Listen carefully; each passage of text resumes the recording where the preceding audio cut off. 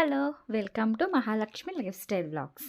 ಎಲ್ಲರೂ ಹೇಗಿದ್ದೀರಾ? ನಾನು ತುಂಬ ಚೆನ್ನಾಗಿದ್ದೀನಿ. ನೀವು ತುಂಬ ಚೆನ್ನಾಗಿರಬೇಕು ಅಂತ ಇವತ್ತಿನ ವಿಡಿಯೋನ ಓಪನ್ ಮಾಡ್ತಾ ಇದ್ದೀನಿ. ಬನ್ನಿ, ಇವತ್ತಿನ ಸ್ಪೆಷಲ್ ರೆಸಿಪಿ ಏನು ಅಂದರೆ ಚಿಕನ್ ದೊನ್ನೆ ಬಿರಿಯಾನಿ. ಎಲ್ಲರ ಫೇವ್ರೇಟ್ ಅಲ್ವಾ? ಅದು ಕೂಡ ನಿಮ್ಮ ನಾಟಿ ಸ್ಟೈಲಲ್ಲಿ ಮಾಡಿ ನಿಮ್ಗೆಲ್ಲರಿಗೂ ತೋರಿಸ್ತಾ ಇದ್ದೀನಿ. ಸ್ಟಾರ್ಟ್ ಮಾಡ್ಕೊಳ್ಳೋಣ ಬನ್ನಿ. ನೋಡಿ, ಇದು ನಾನಿಲ್ಲಿ ಒಂದು ಅರ್ಧ ಕೆ ಜಿಯಷ್ಟು ಚಿಕನ್ನ ಈ ಸೈಜಲ್ಲಿ ಕಟ್ ಮಾಡಿ ಇಟ್ಕೊಂಡಿದ್ದೀನಿ. ಆಲ್ರೆಡಿ ವಾಶ್ ಮಾಡಿ ಕೂಡ ಇಟ್ಕೊಂಡಿದ್ದೀನಿ. ಇವಾಗ ಇದಕ್ಕೆ ಮ್ಯಾರಿನೇಟ್ ಮಾಡಬೇಕಾಗುತ್ತೆ. ಜಾಸ್ತಿ ದೊಡ್ಡ ದೊಡ್ಡ ಪೀಸು ಒಡಿಸ್ಕೊಂಡ್ಬೇಡಿ, ಯಾಕಂದರೆ ಅದಕ್ಕೆ ಉಪ್ಪು ಖಾರ ಎಲ್ಲ ಚೆನ್ನಾಗಿ ಹಿಡಿಬೇಕಲ್ಲ. ಜಾಸ್ತಿ ದೊಡ್ಡ ಪೀಸ್ ಆದರೆ ಅಷ್ಟು ಉಪ್ಪು ಖಾರ ಎಲ್ಲ ಹಿಡಿಯಲ್ಲ. ಅದಕ್ಕೋಸ್ಕರನೇ ನೋಡಿ, ನಾನಿಲ್ಲಿ ಈ ಟೇಬಲ್ ಸ್ಪೂನಲ್ಲಿ ನಾನು ಅಚ್ಕಾರದ ಪುಡಿನ ಯೂಸ್ ಮಾಡ್ಕೋತಾ ಇದ್ದೀನಿ.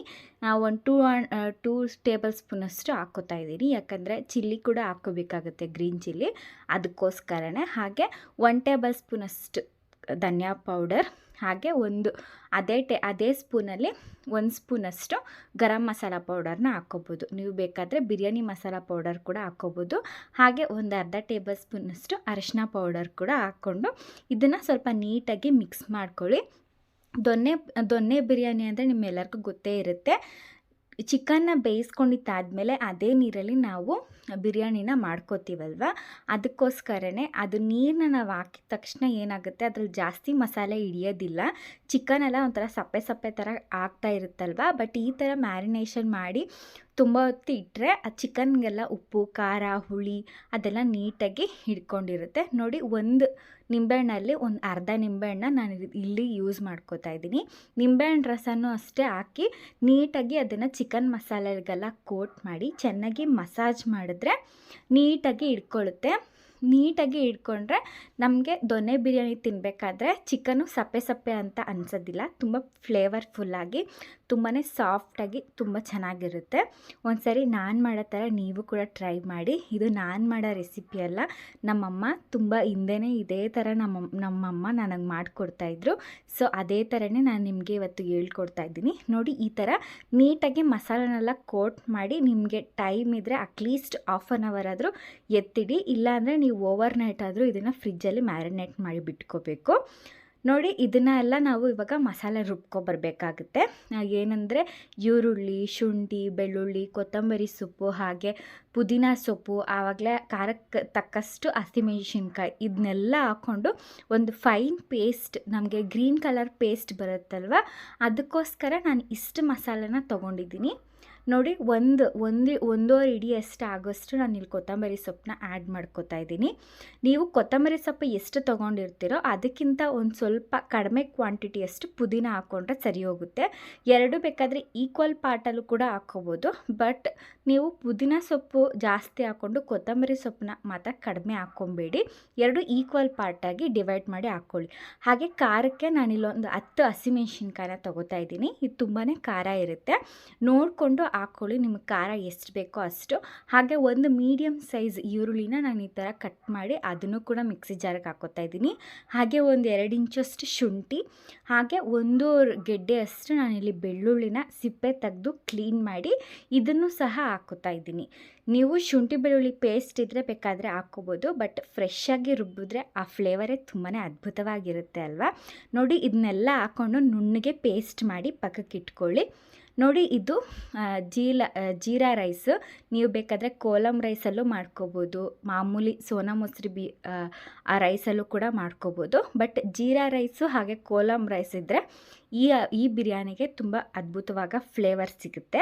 ಅದಕ್ಕೋಸ್ಕರ ನಾನು ಇಲ್ಲಿ 2.5 ಗ್ಲಾಸಷ್ಟು, ಈ ಕಪ್ಪಲ್ಲಿ 2.5 ಗ್ಲಾಸಷ್ಟು ಹಾಕ್ಕೊಂಡು ಇದನ್ನೇನಿಲ್ಲ ಅಂದರೂ 2 ಟೈಮ್ಸ್ ಆದರೂ ಚೆನ್ನಾಗಿ ವಾಶ್ ಮಾಡಿ ನೆನೆ ಹಾಕಿ ಇಟ್ಕೊಳ್ಳಿ. ನಾವು ಬಿರಿಯಾನಿ ಮಾಡೋದಕ್ಕಿಂತ ಮುಂಚೆನೇ ಇದನ್ನು ತೊಳೆದ್ಬಿಟ್ಟು ನೆನೆ ಹಾಕ್ಕೊಂಡ್ರೆ ಅಟ್ಲೀಸ್ಟ್ ಒಂದು 20 ಮಿನಿಟ್ಸಲ್ಲಿ ಬಿರಿಯಾನಿ ಪ್ರಾಸೆಸ್ ಸ್ಟಾರ್ಟ್ ಆಗುತ್ತೆ. 20 ಮಿನಿಟ್ಸಲ್ಲಿ ಇದು ಚೆನ್ನಾಗಿ ನೆಂದಿರುತ್ತೆ. ನೋಡಿ, ಇದನ್ನು ನೀಟಾಗಿ ತೊಳೆದ್ಬಿಟ್ಟು ನೆನೆ ಹಾಕ್ಕೊಳ್ಳಿ. ಇವಾಗ ಬಿರಿಯಾನಿ ಪ್ರಾಸೆಸ್ ಮಾಡೋದಕ್ಕೆ ಸ್ಟಾರ್ಟ್ ಮಾಡೋಣ. ನೋಡಿ, ಈ ಥರ ಒಂದು ದೊಡ್ಡ ಅಗಲವಾದ ಪಾತ್ರೆ ಇಟ್ಕೊಂಡಿದ್ದೀನಿ. ಅದಕ್ಕೆ ಏನಿಲ್ಲ ಅಂದರೂ ಒಂದು 2 ಟೇಬಲ್ ಸ್ಪೂನಷ್ಟು ಆಯಿಲ್ ಹಾಕ್ಕೊಂಡು, ನೋಡಿ, ಬಿರಿಯಾನಿ ಮಸಾಲನೆಲ್ಲ ನಾನು ಇದಕ್ಕೆ ಹಾಕೋತಾ ಇದ್ದೀನಿ.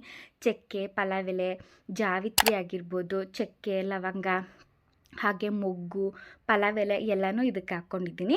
ಎಲ್ಲನೂ ಸೇರಿಸಿ ಒಂದು ಪ್ಯಾಕೆಟಲ್ಲಿ ಎಷ್ಟು ಬರುತ್ತೋ ನಾನು 10 ರುಪೀಸ್ ಪ್ಯಾಕೆಟ್ ತೊಗೊಂಡು ಇದನ್ನು ಮಿಕ್ಸ್ ಮಾಡಿ ಹಾಕ್ಕೋತಾ ಇದ್ದೀನಿ. ನೀಟಾಗಿ ಇದನ್ನೆಲ್ಲ ನೀಟಾಗಿ ಎಣ್ಣೆಯಲ್ಲಿ ಮೀಡಿಯಮ್ ಫ್ಲೇಮಲ್ಲಿ ಫ್ರೈ ಮಾಡ್ಕೊಳ್ಳಿ. ಅದರಿಂದ ಬರುವಂಥ ಅರೋಮಾ ತುಂಬಾ ಚೆನ್ನಾಗಿರುತ್ತೆ ಅಲ್ವಾ.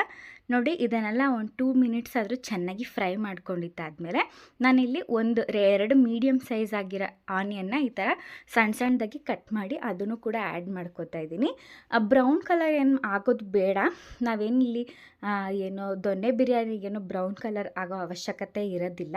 ಸೊ ಅದಕ್ಕೆ ನಾನಿಲ್ಲಿ ಸ್ವಲ್ಪ ಬ್ರೌನ್ ಕಲರ್ ಇನ್ನೇನು ತಿರುಗ್ತಾ ಇದೆ ಅನ್ನೋಷ್ಟರಲ್ಲಿ ಮಿಕ್ಕಿರೋ ಇಂಗ್ರೀಡಿಯೆಂಟ್ಸ್ನ ಕೂಡ ಹಾಕ್ಕೋತೀನಿ. ನೋಡಿ ಇಷ್ಟು ಆದರೆ ಸಾಕಾಗುತ್ತೆ.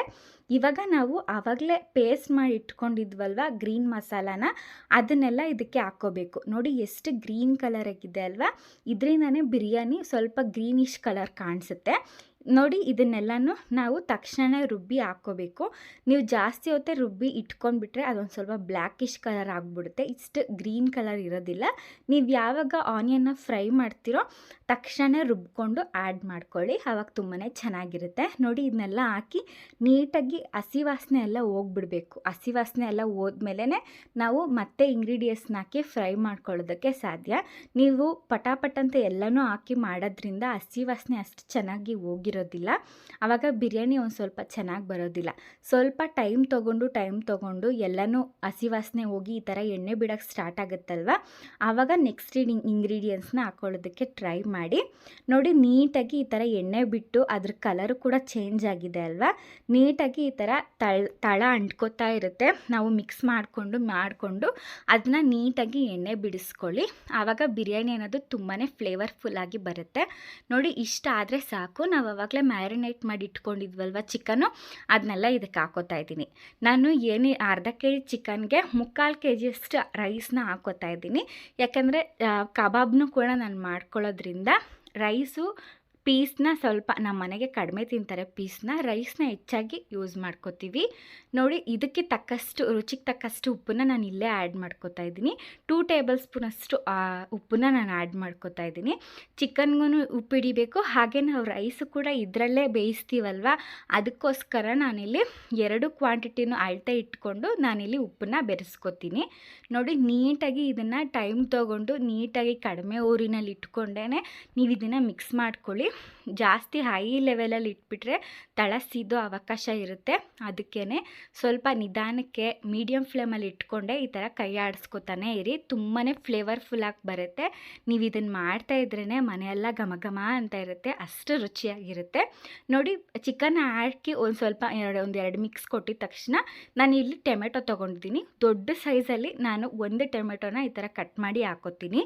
ನಿಮಗೆ ಈ ಥರ ಕಟ್ ಮಾಡಿ ಹಾಕ್ಕೊಳ್ಳೋಕೆ ಇಷ್ಟ ಇಲ್ಲ ಅಂದರೆ ನೀವು ಬೇಕಾದರೆ ಪೇಸ್ಟ್ ಕೂಡ ಹಾಕಿ ಯೂಸ್ ಮಾಡ್ಕೋಬೋದು. ಏನು ಅಂದರೆ ಅದರಲ್ಲಿ ತುಂಬಾ ಹಸಿ ವಾಸನೆ ಹೋಗೋದಕ್ಕೆ ತುಂಬಾ ಟೈಮ್ ತೊಗೊಳುತ್ತೆ, ಅದಕ್ಕೆ ನಾನಿಲ್ಲಿ ಕಟ್ ಮಾಡಿ ಕೂಡ ಹಾಕ್ಕೋಬೋದು. ನಿಮ್ಮ ಇಷ್ಟ, ನೀವು ಯಾವುದಾದ್ರೂ ಯೂಸ್ ಮಾಡ್ಕೋಬೋದು. ನೋಡಿ ಈ ಥರ ನಿಧಾನಕ್ಕೆ ಎಣ್ಣೆ ಎಲ್ಲ ಬಿಟ್ಟು ತುಂಬಾ ಚೆನ್ನಾಗಿರುತ್ತೆ, ತುಂಬಾ ಅದ್ಭುತವಾಗಿರುತ್ತೆ. ನನಗೂ ನಮ್ಮ ಅಮ್ಮನಿಗೂ ಈ ರೆಸಿಪಿ ತುಂಬಾ ಇಷ್ಟ. ನೀವು ಅಷ್ಟೇ ಒಂದ್ಸರಿ ಖಂಡಿತವಾಗ್ಲೂ ಈ ರೆಸಿಪಿನ ಮಾಡಿಕೊಂಡು ತಿನ್ನಿ, ಸೂಪರಾಗಿರುತ್ತೆ. ನಾಟಿ ಸ್ಟೈಲಲ್ಲಿ ಇಷ್ಟಪಡೋರಾದರೆ ಖಂಡಿತವಾಗ್ಲೂ ಈ ರೆಸಿಪಿನ ಮಾಡಿಕೊಂಡು ತಿನ್ನಲೇಬೇಕು.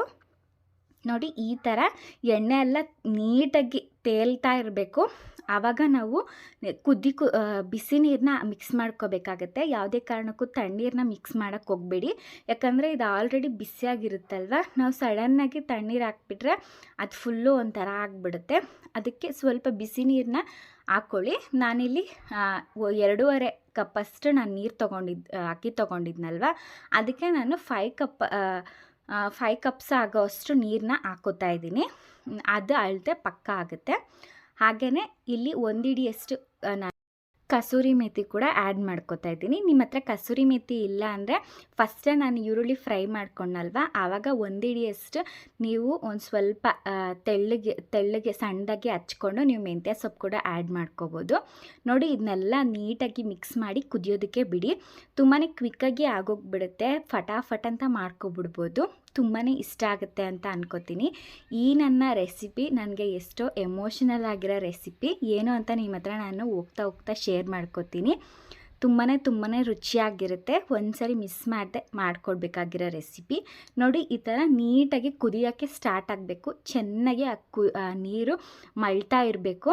ಆ ಮಳ್ಳಿದ್ರೇ ಆ ಚಿಕನಲ್ಲಿರೋ ಫ್ಲೇವರ್ ಎಲ್ಲ ಅದ್ರ ನೀರಲ್ಲಿ ಬಿಟ್ಕೊಂಡು ತುಂಬಾ ಒಂದು ಒಳ್ಳೆ ಪರಿಮಳ ಬರ್ತಾ ಇರುತ್ತೆ. ಮನೆ ತುಂಬಾ ಬಿರಿಯಾನಿ ಸ್ಮೆಲ್ಲು ತುಂಬಿ ತುಳುಕ್ತಾ ಇರುತ್ತೆ ನೋಡಿ. ನೀಟಾಗಿ ನೆಂದಿದೆ ಅಲ್ವಾ. ನಾನು ಬಿರಿಯಾನಿ ಪ್ರಾಸೆಸ್ ಮಾಡೋದಕ್ಕಿಂತ ಮುಂಚೆನೇ ಈ ಥರ ತೊಳೆದು ನೆನೆಯಾಕೆ ಇಟ್ಕೋಬೇಕು ಅಂತ ಹೇಳಿದ್ನಲ್ವ. ತುಂಬ ಚೆನ್ನಾಗಿ ನೆಂದಿದೆ. ಇವಾಗ ನೀರನ್ನೆಲ್ಲ ಬಸ್ಕೊಂಡು ನಿಧಾನಕ್ಕೆ ಇದನ್ನು ಅಕ್ಕಿ ಹಾಕ್ಕೊಳ್ಳಿ.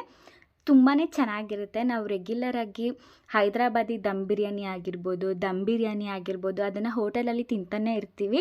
ಆದರೆ ಈ ಥರ ನಮ್ಮ ನಾಟಿ ಸ್ಟೈಲಲ್ಲಿ, ಅದು ಕೂಡ ನಮ್ಮ ಅಜ್ಜಿ ಕಾಲದಲ್ಲಿ, ಹಾಗೆ ನಮ್ಮ ಅಮ್ಮನಿಗೆ ಎಷ್ಟು ಇಷ್ಟ ಆಗಿರುವಂತಹ ಈ ಥರ ಬಿರಿಯಾನಿ ಮಾಡಿಕೊಂಡ್ರೆ ಒಂಥರ ನಾಟಿ ಸ್ಟೈಲಲ್ಲಿ ತಿಂದ ಫ್ಲೇವರ್ ಸಿಗುತ್ತೆ ಅಲ್ವಾ, ರುಚಿ ಸಿಗುತ್ತೆ. ನನಗೂ ಅಷ್ಟೇ ತುಂಬಾ ಇಷ್ಟ ನೋಡಿ. ಅಕ್ಕಿ ಎಲ್ಲ ಹಾಕ್ಕೊಂಡು ಇವಾಗ ಉಳಿದಿರುವಂತಹ ನಿಂಬೆಹಣ್ಣಲ್ಲಿ ಅರ್ಧ ನಿಂಬೆಹಣ್ಣ ನಾನಿಲ್ಲಿ ಇಟ್ಕೋತಾ ಇದ್ದೀನಿ. ಈ ನಿಂಬೆಹಣ್ಣು ಹಾಕ್ಕೊಳ್ಳೋದ್ರಿಂದ ಅಕ್ಕಿ ಅನ್ನೋದು ಏನಿರುತ್ತೆ ಅದೆಲ್ಲ ಉದ್ರುದ್ರಾಗಿ ಬರುತ್ತೆ. ತುಂಬಾ ಮೆತ್ತಿಗೆ ಉದ್ರುದ್ರಾಗಿ ತುಂಬಾ ಚೆನ್ನಾಗಿರುತ್ತೆ. ನೀವು ಬೆಳಗ್ಗೆ ಮಾಡಿ ಸಾಯಂಕಾಲ ತಿಂದ್ರೂ ಅಕ್ಕಿ ಥರ ಆಗೋದೇ ಇಲ್ಲ. ಮೆತ್ತಿಗೆ ಉದ್ರುದ್ರಾಗಿರುತ್ತೆ. ತುಂಬಾ ಚೆನ್ನಾಗಿರುತ್ತೆ. ಒಂದ್ಸರಿ ಯಾವತ್ತಾದರೂ ಈ ಥರ ಬಿರಿಯಾನಿ ರೆಸಿಪಿನ ಟ್ರೈ ಮಾಡಿ ನೋಡಿ. ಅದು ಕೂಡ ನಮ್ಮಮ್ಮ ಸ್ಟೈಲಲ್ಲಿ ನಾನು ಮಾಡ್ತಾಯಿದ್ದೀನಿ. ಇದು ಕೂಡ ಅಷ್ಟೇ ನಮ್ಮಮ್ಮನೇ ನನಗೆ ಹೇಳ್ಕೊಟ್ಟಿದ್ದು ನೋಡಿ. ಈ ಥರ ತುಂಬಾ ಚೆನ್ನಾಗಿರುತ್ತೆ. ಒಂದ್ಸರಿ ಮಿಸ್ ಮಾಡದೆ ಮಾಡ್ಕೊಳ್ಳೇಬೇಕಾಗಿರುವಂತಹ ಈ ನಮ್ಮ ಬೆಣ್ಣೆ ಬಿರಿಯಾನಿನ ಟ್ರೈ ಮಾಡಿ ನೋಡಿ. ಆಲ್ಮೋಸ್ಟ್ ಇದು ಒಂದು 80% ಅಷ್ಟು ಚೆನ್ನಾಗಿ ಬೆಂದಿದೆ. ಇವಾಗ ನಾನು ತುಪ್ಪನ ಆ್ಯಡ್ ಮಾಡ್ಕೋತಾ ಇದ್ದೀನಿ. ತುಪ್ಪ ಆ್ಯಡ್ ಮಾಡಿದ್ದಾದಮೇಲೆ 1 ಟೇಬಲ್ ಸ್ಪೂನಷ್ಟು ತುಪ್ಪ ಆ್ಯಡ್ ಮಾಡಿಕೊಂಡು ನಾನು ಇವಾಗ ಮುಚ್ಚಿಡ್ತಾ ಇದ್ದೀನಿ. ಅಂದರೆ ದಮ್ ಬಿಡಬೇಕು. ಅಟ್ಲೀಸ್ಟ್ ಒಂದು 15 ಮಿನಿಟ್ಸ್ ದಮ್ ಬಿಟ್ಟರೆ ಸಾಕಾಗುತ್ತೆ ನೋಡಿ. ಅದ್ರ ಮೇಲೆ ಒಂದು ಸ್ವಲ್ಪ ನೀರು ಇಟ್ಬಿಟ್ಟು ನಾನು ಸ್ವಲ್ಪ ದಮ್ ಇಡ್ತೀನಿ.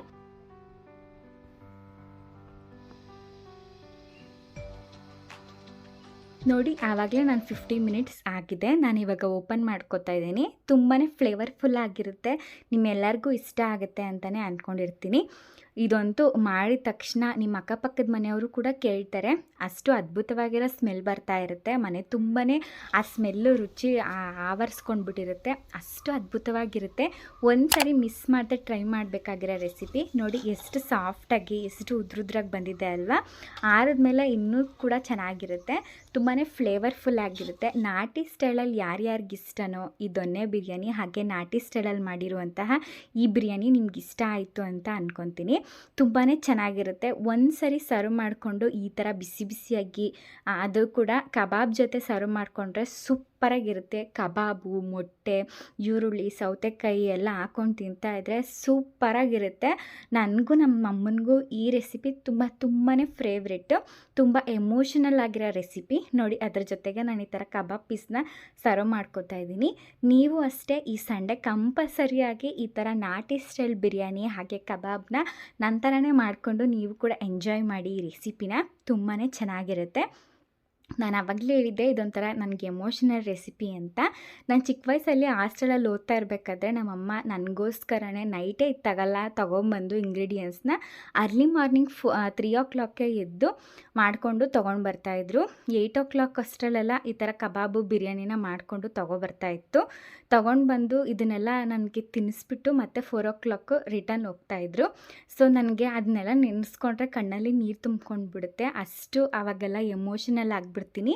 ನಿಮಗೂ ಅಷ್ಟೇ ಯಾವುದಾದ್ರೂ ಎಮೋಷನಲ್ ರೆಸಿಪಿ ಇದೆಯಾ? ಇದ್ದರೆ ಖಂಡಿತವಾಗ್ಲೂ ನನ್ನ ಹತ್ರ ಶೇರ್ ಮಾಡ್ಕೊಳ್ಳಿ. ಆ ರೆಸಿಪಿನ ತಪ್ಪದಿರ ಮಾಡೋದಕ್ಕೆ ನಾನು ಟ್ರೈ ಮಾಡ್ತೀನಿ. ನನಗೂ ನನ್ನ ತಾಯಿಗೆ ಎಷ್ಟೋ ಇಷ್ಟ ಆಗಿರುವಂತಹ ಈ ಸಿಂಪಲ್ ಆಗಿರೋ ಬಿರಿಯಾನಿ ನಿಮಗೂ ಇಷ್ಟ ಆಗಿದೆ ಅಂತ ಅಂದ್ಕೊತೀನಿ. ಇಷ್ಟ ಆಗಿದೆ ಪ್ಲೀಸ್ ನಮ್ಮ ಚಾನಲ್ನ ಸಬ್ಸ್ಕ್ರೈಬ್ ಮಾಡ್ಕೊಳ್ಳಿ. ಹಾಗೆ ಈ ವಿಡಿಯೋಗೊಂದು ಲೈಕ್ ಕೊಟ್ಬಿಡಿ. ತಾಯಿದಿರು ಮಕ್ಕಳ ಮೇಲೆ ಎಷ್ಟು ಪ್ರೀತಿ ಇಟ್ಕೊಂಡಿರ್ತಾರೆ ಅಲ್ವಾ. ನಿಮಗೂ ಅಷ್ಟೇ ನಿಮ್ಮ ತಾಯಿದಿರು ನಿಮಗೆ ಯಾವ ಥರ ಪ್ರೀತಿಯಾಗಿ ಅಡುಗೆ ಮಾಡಿ ಕೊಡ್ತಾಯಿದ್ರು ಆ ಅಡುಗೆನ ಖಂಡಿತವಾಗ್ಲೂ ನನ್ನ ಹತ್ರ ಕಮೆಂಟ್ ಮಾಡಿ ನನ್ನ ಹತ್ರ ಶೇರ್ ಮಾಡ್ಕೊಳ್ಳಿ. ಈ ವಿಡಿಯೋ ನಿಮಗೆ ಇಷ್ಟ ಆಗಿದೆ ಅಂತ ಭಾವಿಸ್ತೀನಿ. ಮತ್ತು ನೆಕ್ಸ್ಟ್ ವಿಡಿಯೋ ಜೊತೆ ನಿಮ್ಮ ಜೊತೆ ಸಿಗ್ತೀನಿ. ಅಲ್ಲಿವರೆಗೂ ಟೇಕ್ ಕೇರ್ ಆ್ಯಂಡ್ ಬಾಯ್.